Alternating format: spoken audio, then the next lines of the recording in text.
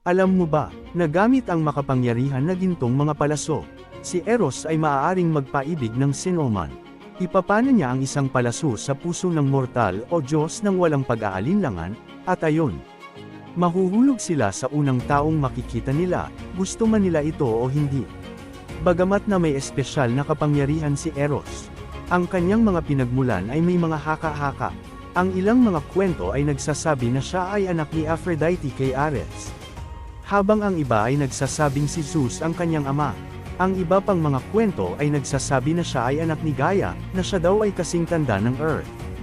Kahit ano pa man ang pinanggalingan ni Eros, siya ay naging palaging kasama ni Aphrodite, at silang dalawa ay magkatuwang sa pagpapalaganap ng pag-ibig sa buong lupain.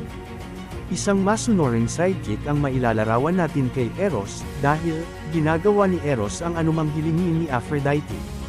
Lalo na nang nangako ito sa kanya ng matamis na gantimpala para sa kanyang gawain. Isang araw, inalok ni Aphrodite ang kanyang anak ng isang laruan.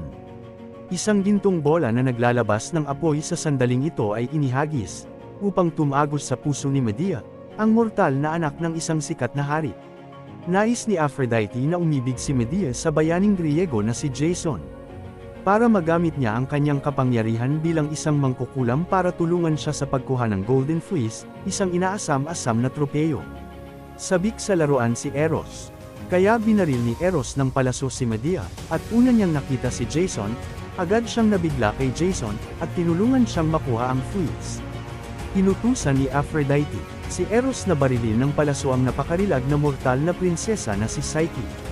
Naiinggit si Aphrodite sa kagandahan ni Psyche at ginustong niyang mahalin ni Psyche ang pinakapangit na lalaki sa mundo.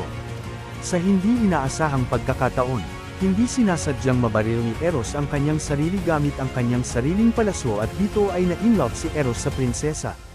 Naghabol si Eros kay Psyche, at sa huli ay pinakasalan niya si Psyche at ginawa niyang diyosa.